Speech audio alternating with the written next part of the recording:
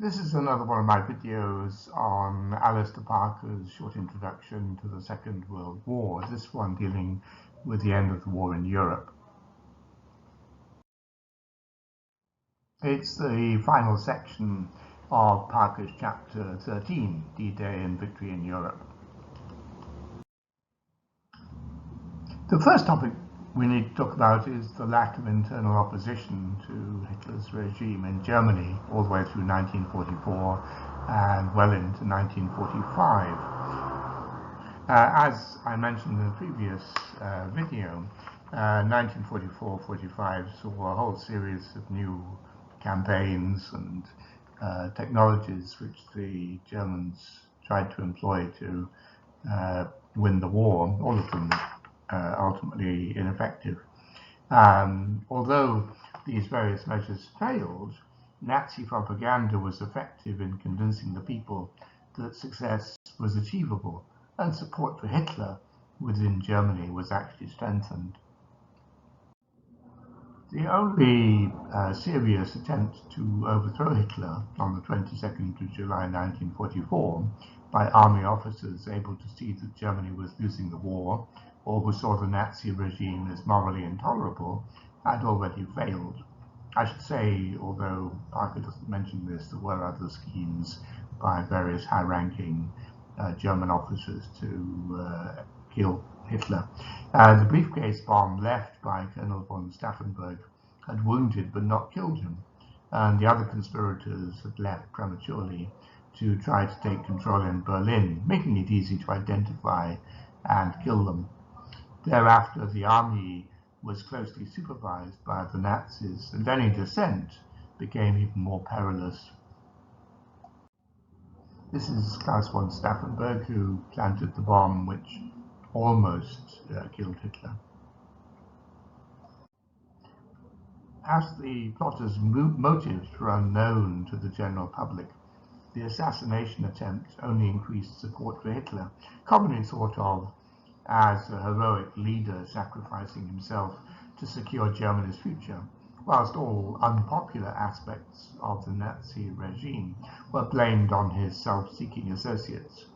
The bomb plot was presented as a betrayal of the nation in its fight to survive. As the position of Germany worsened in the war and former conquered territories were lost, the war itself increasingly came to be seen as a struggle for survival, a view strengthened for some by the Allies' terror bombing of German cities and their demand for unconditional surrender, a situation readily exploited by Goebbels' propaganda ministry. So too was the Morgenthau plan put forward by Henry Morgenthau, the American Secretary of the Treasury, in 1944 and published in the American press in September. It called for the partition and deindustrialization of Germany at war's end, completely removing any possibility that the country would ever again be able to make war. Also feared was the steady progress of Soviet forces in the east, and the belief that millions of Germans would then be taken off as slave labor in Siberia. Although the Western leaders insisted that the defeated Germans would be treated humanely, they knew that they had to work with Stalin in order to defeat Hitler. German faith in the Führer survived until a surprisingly late date in the war, as revealed by questioning captured prisoners of war. To openly oppose Hitler and the Nazis remained dangerous, of course. Now let's turn to advances on the eastern and western fronts. First, the eastern front. The Soviet forces now significantly outnumbered their German opponents in both men and weaponry. After the advance to the River Vistula in the summer of 1944, there were further thrusts forward in September and October.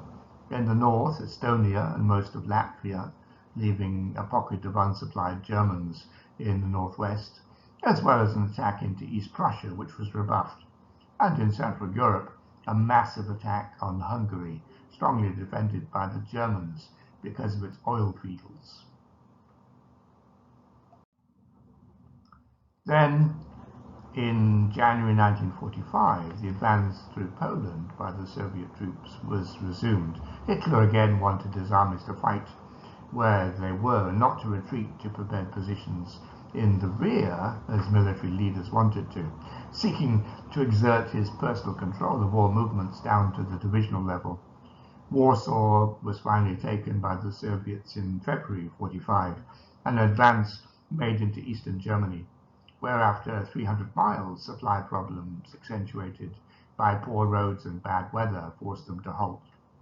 Soviet troops, reminded of the atrocities committed by the Germans in the Soviet Union, sought vengeance against the German civilian population. In the West, Eisenhower's major problem was perhaps the demands of Field Marshal Montgomery, described by Parker, who you remember really doesn't like Montgomery, as consistently a monomaniac.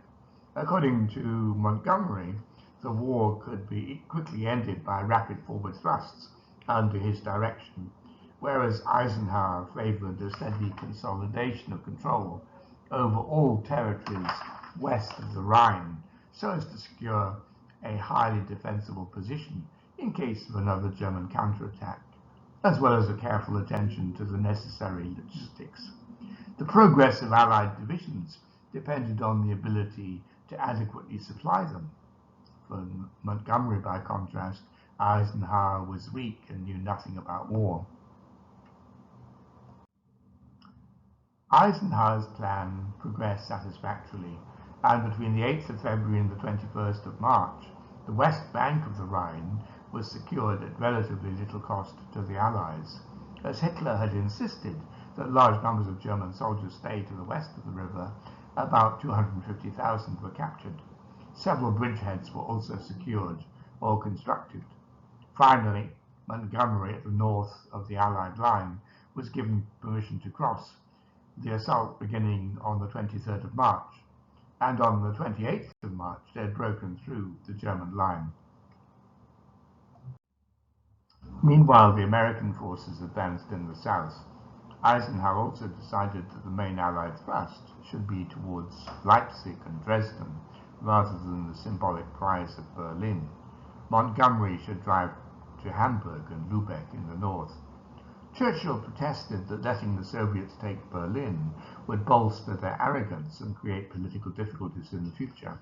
But Eisenhower, the American Chief of Staff, and President Roosevelt himself all insisted that military needs had to take priority. Stalin openly agreed with Roosevelt, while secretly ordering an overwhelming attack on Berlin. At this point, he appears to have feared that the Western Allies would collaborate with the defeated Germans against the Soviets. Whilst incorrect, this view might have seemed supported by the increasing preference of German soldiers to surrender to the Americans and British so as to avoid capture by the Soviets. The American advance crossed the River Elbe on the 13th of April. The Ruhr Pocket was taken on 21st of April, Model, its commander, having shot himself. The 300,000 German prisoners were rounded up. Increasingly, resistance against the Western Allies lessened, and determined resistance became rare. Traffic jams came to be the major impediment. Although Eisenhower had opposed a Western advance on Berlin or onto Prague, in what's now the Czech Republic, allowing Soviet advances there, he urged Montgomery to make haste to Lübeck on the Baltic in order to forestall any Soviet advance towards Denmark and ensure that if the German forces in Norway had to be fought, it would be by the British and the Americans. The Soviet thrust towards Berlin began on the 16th of August. The German forces arrayed against them offered tenacious resistance, but many were poorly armed civilians and spare policemen inducted into an emergency militia. The Red Army surrounded Berlin on the 25th of April. And on the 30th of April, Hitler committed suicide, leaving Admiral Dönitz as leader. This is Dönitz, head of the German Navy at this point, and briefly the last leader of Nazi Germany from the 30th of April to the 23rd of May. Dönitz attempted to split the Allies by making a surrender only to the Western forces, but this was rejected by them. Only German forces in the West could formally surrender to the British or the Americans. Soldiers from the East could only surrender as individuals, as many in fact did. Surrenders in Italy were separately made on the 2nd of May, and in northwest Germany, the Netherlands and Denmark on the 4th, as well as other local surrenders elsewhere. General Jodl made his formal surrender at the Supreme Allied Headquarters in Rheims on the 7th of May, and a separate ceremony was held in Zhukov's headquarters in Berlin on the 8th. So ended the war in Europe.